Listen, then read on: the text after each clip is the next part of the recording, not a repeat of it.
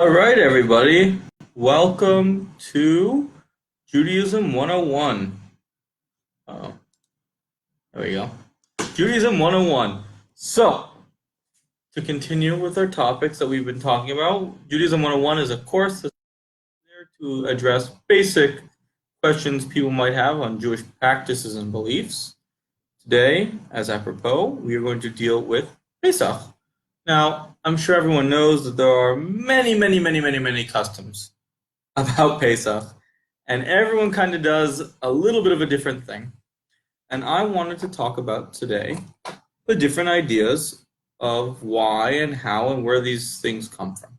So, the first start would be the giant divide, which is the difference between Sephardim and Ashkenazim. Now, where Sephardim and Ashkenazim came from is a discussion for another time.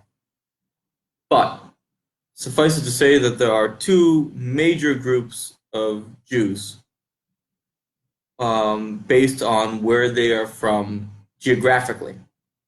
And that is the Ashkenazim, which are generally the European Jews, and the Sephardim, which are generally the North African Jews. Now, they were separated by the Mediterranean for a long period of time, and because of that, customs and traditions developed differently for the Ashkenazim than the Sephardim. And that is where some of the largest Passover divide starts from. So I'm going to start there, and then we will continue to different things. So the most glaring example of this is the idea of something called kitniot. Kitniot are literally legumes, beans, but it really extends, and it's a category that includes everything that can make a bread-like substitute. So think rice, chickpeas, beans, anything that you can make a bread out of, pretty much a problem when it comes to kitniot. So when the question arose, are we allowed to have Pesach? Are we allowed to have this whole category of rice and beans and all this great stuff? So what happened was the Ashkenazi rabbis looked at it and said, well, it looks really similar to bread. I mean, you can make rice breads and, cornbread and all these different things. You make flour out of them. Therefore, we're going to say it's too similar to bread, real bread, and therefore, I'm going to tell you you're not allowed to have kitniot on Pesach. The Sephardi rabbis said, listen, I looked in the Torah. It says you're not allowed to have any of the grains that turn into chametz. If it's not a grain, enjoy it. Why make life difficult for yourself? And that's why a lot of us have friends, especially our Ashkenazi brethren. They go and they hear of people having hummus, and then they're having rice, and they're having a whole Pesach soup, and they go, why can't I have that? The answer is because it's kidneys. Now, a lot of you are probably listening to what I'm saying right now and going, hey, wait a second. I know that you are allowed to have potatoes on Pesach. Now, I also happen to know that you can pretty much make anything out of potato starch. And if you don't believe me, go to any kosher market store, look at the kosher for Passover section. You'll have kosher for Passover pizza and kosher for Passover cakes and all sorts of really cool kosher for Passover goodies. And they're all made out of potato starch. So why are you allowed to have potato starch? And the answer is potatoes are a New World food. And what I mean by that is potatoes came from America. I know everyone thinks they come from Russia, but they don't. They came from America. And therefore, when the rabbis were making the rules about kitnios and various things, potatoes weren't around. And potatoes don't look like the other types of legumes or beans or rice or even corn, which have little kernels. Potatoes are these big giant things. They look nothing like a piece of grain, and therefore they're allowed. I'm going to take a quick minute and say hello to everyone. Hi, Eilfort, Kyla Perez, Nissan Cornfield, and Joseph Markowitz. Thank you guys for joining us. It's a pleasure to have you here. If you have any questions, comments, or concerns, feel free to type them into the bar on the side, and I will do my best to respond to the questions. So, going back to what we were saying, potatoes. The answer is it wasn't around. The rabbis didn't make a ruling on it. If it was around, they probably would have said you can't have it either, but it wasn't. So lucky us. Potatoes are cool. You can have them on Pesach, and you can even have everything that comes from these potato starches. Delicious stuff. Now, that's the main difference you're going to see on Pesach. Then it comes down to the nitty-gritty, all the different customs. Now, the Shulchan Aruch, Code of Jewish Law, actually says that the one time that you are not supposed to make fun of someone or comment on someone's extra stringencies is on Pesach, Passover.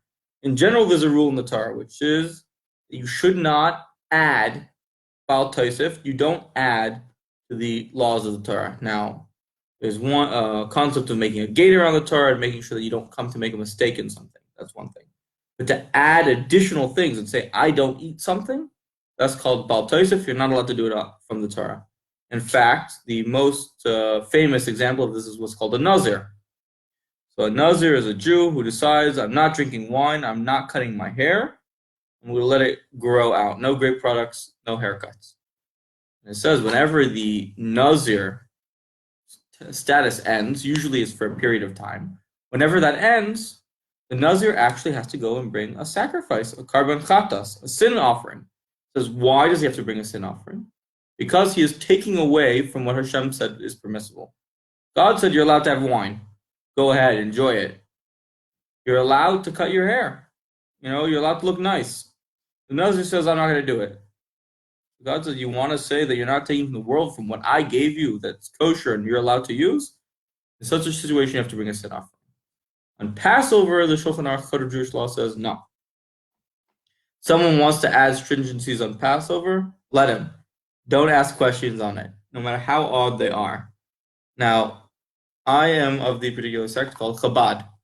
And Chabad has some of the wackiest chumras you can imagine. Chumra means stringency. There are all sorts of things, and it varies from family to family. I know families that don't eat anything that their parents didn't have in Russia. That's their stringency. I have another friend whose stringency is they don't eat anything that has touched a countertop. If it touches a countertop or the floor, they don't eat it on Pesach, period. They make sure from the time they buy it, once Pesach starts, if it touches the floor or directly onto a countertop, they don't eat it anymore. My family, personally, we don't eat anything that we haven't made ourselves, with few exceptions. Meat, we buy. Wine, we buy. And matzah, we buy. And even on matzah, we have an uncle who works in the matzah factory, and we only buy matzah from his run. So that's it. Gefilte fish, we make it ourselves, or we, whole fish. We don't even use oils. We use what's called schmaltz. Now, I'm sure some of you have heard of what schmaltz is, and the answer is schmaltz is delicious. But schmaltz is basically rendered fat. For those of you who think, ew, rendered fat is gross, go to the supermarket, look for lard or ghee, same thing. But we only cook in rendered fat, and in fact, we even render the fat out ourselves. Our kitchen before Pesach, you smell boiling chicken, and we render down the fat, and you would use it later on Pesach for oils. We make our own almond milk by shelling almonds, crushing them, and putting them in water, letting it run. We only eat things that we can make ourselves, and rule number 2 is we only eat things that we peel. And it's a lot of work. Are any of these chumras necessary? Absolutely not. Chumras are stringencies. They're additional things. What does the Torah say you're not allowed to do on Passover? Very simple. You may not eat anything or own anything that is from a grain, one of the 4 grains, that 7 grains, that has sat for 18 minutes with water and therefore fermented. If it's risen, it's chametz. Everything else is okay. And if it's not a food item, as in you can't eat it, it does not matter.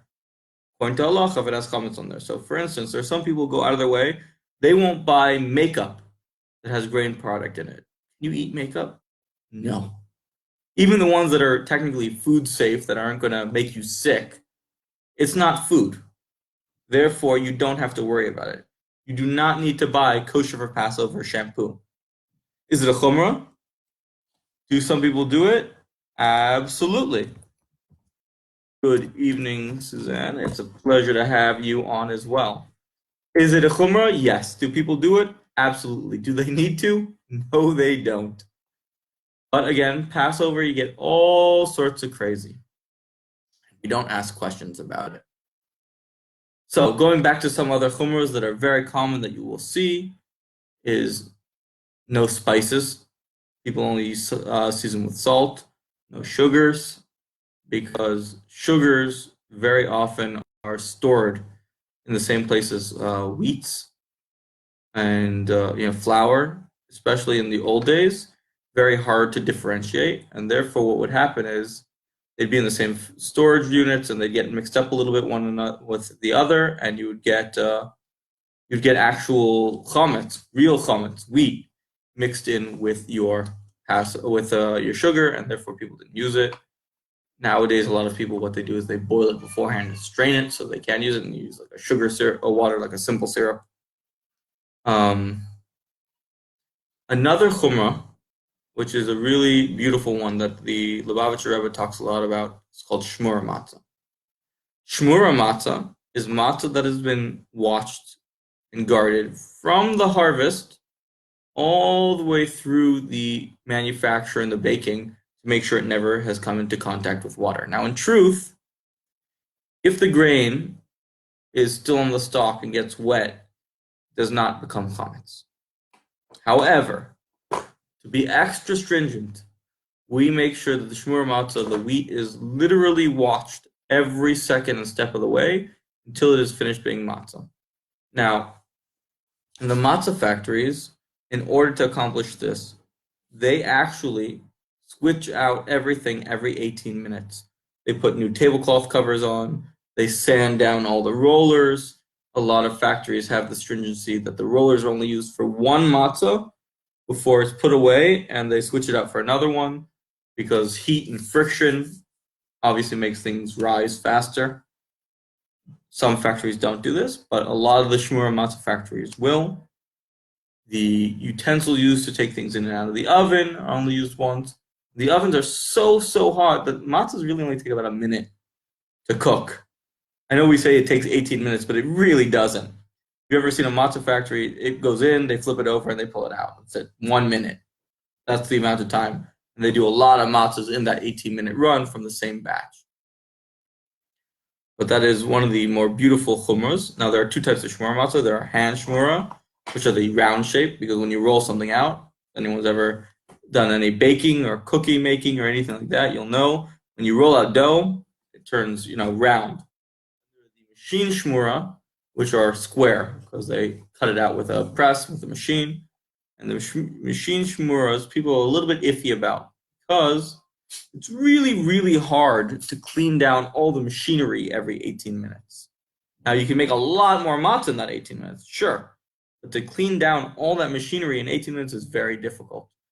To get in all the nooks and crannies of the machine, so therefore people are a little more hesitant with the handmade stuff. On that note, if anyone wants handmade shmura matzah, I'm sure your local Chabad, or if you're local here, would be more than glad to make sure that you get some. It's one of the mivtzoyim that the Rabbi set out, that everyone should have shmura matzah for Pesach.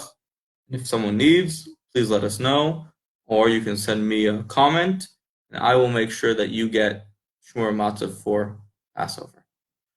Next, another different idea of Pesach. Chametz on Pesach is actually stricter than kosher and not kosher. Why? Not kosher food is batal, which means nullified, at the very most 1 in 60. A lot of not kosher is actually batal nullified, just with a simple majority of kosher over the non-kosher. Chametz on Pesach is never batal, not one tiny drop. In fact, in the Shulchan Aruch, the rabbis tell us that if you cleaned your whole house for Pesach spotlessly, and then you saw a mouse grab a piece of bread and run into your house and come back out without the piece of bread, you need to search your house until you find that piece of bread because you know it's in there. And you just have to search and search and search until you find the bread. It is never, ever batal. Even if one crumb of bread falls into your Pesach soup, that's it, you're done. You may not eat it. So we're really careful about chametz on Pesach. And in fact, anyone who's had family that grew up kind of in the old country, or who I hear this most from are the Moroccans. They used to actually paint their whole house. I think the South Africans did it too. They used to paint their entire house before Pesach. And everything should be brand new and fresh for Pesach. Now, there is a famous saying from the rabbis, which is, dust is not chametz, and your kids are not their carbon Pesach. Which means, yes, we need to clean, and yes, we work hard to make sure it is clean. No, you should not be killing your spouses, your children. No need to issue toothbrushes and scrub every corner of the house. That is not chametz. If you clean regularly and thoroughly, you can be assumed that you have cleaned well enough. Just keep it in mind. No need to go too crazy. What else did I want to talk about by Pesach? What was another topic right on the top of my mind? Now I'm forgetting it. Oh well. Comments on Pesach. Oh boy, guys. I'm sorry about this. Different customs. Right. So one of the other things that you have on Pesach, one of the bigger customs that actually there's a big divide about. Forget the idea of kitnius, which is really a larger situation between Sephardim and Ashkenazim. All Ashkenazim agree that you can't do kitnius. Even in Ashkenazim themselves, there's something called gebrachs. Now, I know I'm going to shock a lot of people here, but good old-fashioned matzah ball soup, which I know we eat it all year round, but matzah ball soup is because the balls were made out of matzah meal. Ground matzah, you add egg and whatever sort of flavoring you want, you throw them in your soup. It's delicious. Good way to eat that rock-hard matzah ball soup. Unfortunately, a lot of people, not everyone, even in Ashkenazim, but I would say a good 30 to 40%, don't eat anything that has their matzah get wet. And the reason for this is, just in case some of that matzah wasn't cooked 100% through, we don't want to get it wet with anything that would allow it to become chametz on Pesach. Now, if it's cooked, it can't become chametz anymore. Therefore, you're allowed to eat it. And in fact, Chabad has a custom. So on the last day of Pesach, we specifically get things wet to show everybody that it's totally okay, it's totally kosher to have gebrachs on Pesach. But as the stringency, a lot of people don't do it. So they're not going to have their matzah ball soup. They're not going to have their chocolate matzahs. Even though, interestingly enough, if you look in the Shulchan Aruch when it talks about gebrachs, only water can technically make things chametz. Which means if you poured apple juice in flour, halachically that mixture can't become chametz. It needs to be water. Nonetheless, we are careful, we are strict. A lot of people that we don't eat gebrachs on Pesach. And I'm sure you guys are already picking up from the theme of this. There are a lot of different levels and a lot of different stringencies. And if someone doesn't have customs yet, you can adopt whatever customs you want. You pick and you can choose and you create. Now, I would caution you, there's a general idea in Judaism that we only add and we don't go back. So if you choose to add a stringency for yourself, if you're not sure you want to keep it, add a bli neder over there. Say without a promise. I'll try it. I'll see how it works, but I'm not accepting this custom on myself because we want you to only grow. So if you do accept a custom, we don't want you going back and getting rid of it, even if there's no real reason for it. One of these things that are this type of custom that there's really no reason for, very little reason for, is Chabad specifically as a custom. We don't eat garlic or ginger on Pesach. It can be peeled. It's not kitnius. You can't make it into anything that even resembles kitnius. What's the problem with it? No idea. Rabbi said, Chabad has a custom, we don't eat garlic, we don't eat ginger. which makes life really difficult when it comes to seasoning your food. Salt is delicious, but there's not much you can do with it. A little hack I learned from my in-laws actually is that you can take a jalapeno pepper or other hot peppers and you can peel them, throw them in the oven until they blacken, and you can actually use it like a black pepper. If you don't use spices and you only use things that you make yourself, it actually works really, really well and gives a really good flavor. Throw in a blender, or if you have, even better yet, a coffee grinder for Pesach. Another sidebar, coffee beans, even though they're called beans, they're not actually beans. It's a misnomer. And coffee on Pesach is absolutely allowed. It is not kitnius, and everyone's allowed to have coffee. In fact, I don't know if anyone's ever seen it before or had it before. The Maxwell House Haggadahs was a big thing back in the old days. Was a specific push by Maxwell House brand coffees to show people, remind people that coffee is not chametz. You're allowed to drink coffee on Pesach. I don't know how the Jewish market was such a big market that it was worth it for them to print out these thousands and thousands of Haggadahs, but they did. And I know at the shul we have boxes of these things. Maxwell House Haggadahs. But coffee is not chametz, it is not kitnius. You are absolutely allowed to have it on Pesach. Does anyone have any questions, concerns, or comments about the various different customs and ideas and ways of keeping Pesach I mentioned? I don't see anything. If you do, pop it in the bar and I will gladly answer you. So, going back to Pesach practices for Judaism 101. We kind of talked about a lot of the different customs and stringencies and different things that people do. And while there's a lot of these different customs out there, the minimum is, if it is made out of a grain, you may not eat it on Pesach unless it's matzah. Interesting note, when I say matzah, everyone's mind immediately goes to, those cardboardy boxes, kind of thin and hard and almost like a wafer. The Shulchan Aruch does not say matzah has to be hard. And in fact, you are allowed to have soft matzah. How can you make soft matzah? 18 minutes is a lot of time. You can easily bake a piece of matzah like a lafa, a thick roll, soft and delicious and absolutely kosher for Pesach. So everyone's going, well, why don't we have them? The answer is actually really simple and quite funny. The reason we don't have them is they go stale really fast. And because the Jewish people need so much matzah, they simply make the hard matzah because it's already stale. You can't ruin it anymore. And they can make it months in advance, put it in a box, and then ship it out and sell it. Soft matzah only lasts for a couple days at most, kind of like fresh baked bread. How long can you leave fresh bread out on the counter? And therefore, it's just not economical for the matzah bakeries to make it.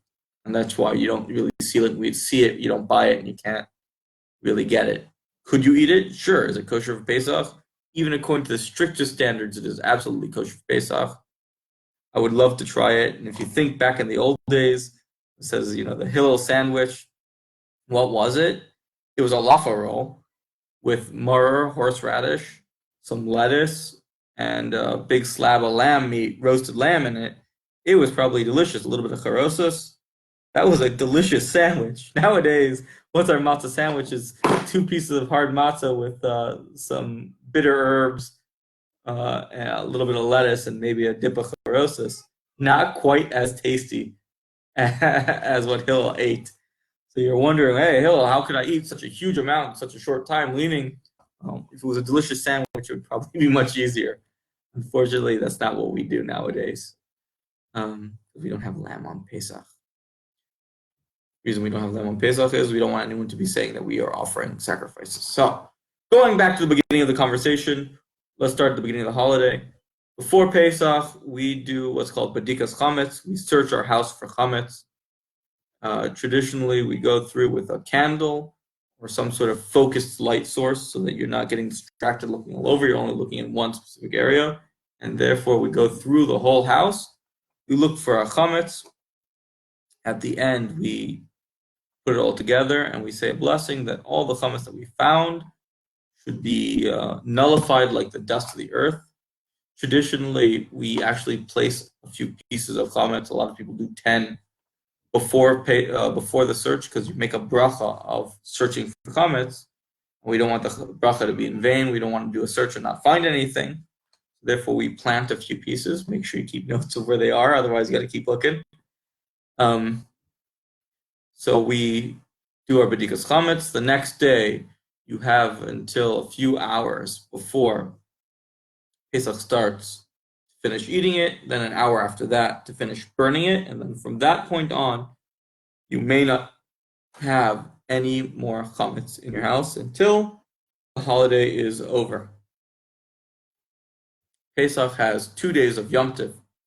At the start, we do 2 Sadarim. The reason is because in the diaspora, out of the land of Israel, the old system of lighting up and telling when the new moon was born, so that way you can tell when the holiday was through torches, through bonfires.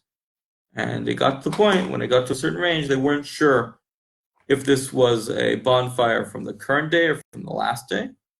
And therefore, they added a day to all the holidays. And nowadays, we continue doing it. Like I mentioned before, we only add in our mitzvah observance. We only add in the beautiful things we do. We don't take away. So once we make 2 days of holidays, we keep it. Next comes the 4 days of Chol HaMoed, which means the weekday of the holiday, the mundane holiday, which you're allowed to do all the different things that you would do during a week, as opposed to the actual days of Yom Tov, which are like Shabbos. You're allowed to do all the things that you would do during the week, but you're supposed to take it easy.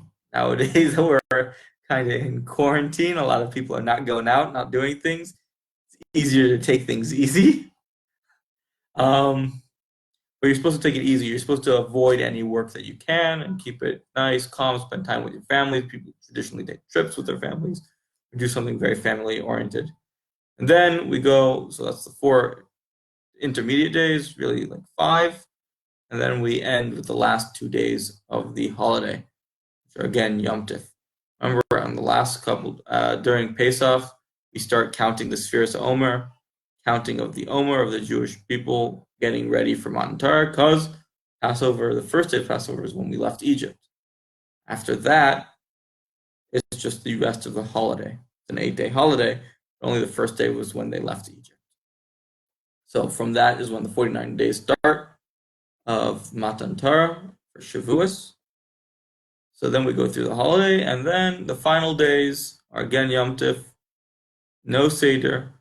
But we have a very interesting custom in Chabad, which is the final day we actually do what's called a Mashiach Suda, the meal of Mashiach. There's a tradition that Mashiach will come on the final day of Pesach, and therefore we have a meal that we kind of mirror the Seder. You drink your 4 cups of wine, you have your matzah, which kind of balance each other out, Eat all the matzah and your stomach gets clogged, you drink all the wine, and it cleans you out. So you got your counterbalances one against the other over there, checks and balances.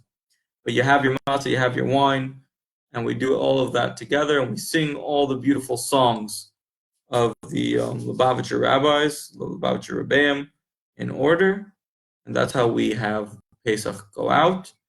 Please remember as well that before Pesach, we have a tradition to sell all our chametz. You're not allowed to own it. You don't want to throw out all your pots and pans every year. I guess maybe your wife will. She wants to get new stuff every year, but a lot of people like what they have. They don't want to throw everything out, so what do? You sell it to a non-Jew. He has ownership of it, even though it's in your house. It should be out of sight in a marked place, but you don't own it anymore. And after Pesach, you have to wait an hour or 2 for the rabbis to complete the sale to buy the stuff back. So just because Pesach ends doesn't mean you can run right away and open up your cupboard and take the stuff out. Nowadays, with coronavirus, I don't know if you got a good stock of pasta or rice, they might not want to sell it back to you. But that's not a topic for here. The point is that you should wait a little bit after Pesach before you run and have your pizza or your chametz from your closets. Give it a short break. So that is our quick introductory lesson to Pesach, to Passover. the main idea to take away over here is there's a lot of customs. People do a lot of different things. The bottom line is it's made out of a grain. Don't eat it. Everything else is pretty much good to go. Your pots and your pans that you're used to cook grains are also a problem. You should have a separate set of Passover pots and pans. You should clean your stuff, clean any chametz out of your house, clean your ovens. Nowadays, it says self-clean. Turn on self-clean mode, let it run, and that's good enough. Turn your burners up on high, let them get hot for a little bit, and you're pretty much good to go. Pesach really is not so hard. And even making all your own food, I have people tell me Pesach food is their favorite stuff because it's all fresh made, no additives, no additional ingredients. A week of it, 8 days of it, and you feel great. And it's really not so bad. People love it. You can enjoy it. Have a kosher and freilich and Pesach, everyone. I look forward to seeing everyone tomorrow, 4 p.m. I'm going to do an Ask the Rabbi. If you have any questions, please post them. Send them on my feed. I've got a tag about the class. Put them in the class, and that way we can make sure your questions are answered. And other than that, have a great week. Stay healthy, stay safe, and kosher and freilich and Pesach. Have a kosher and happy Pesach, everyone. Bye-bye.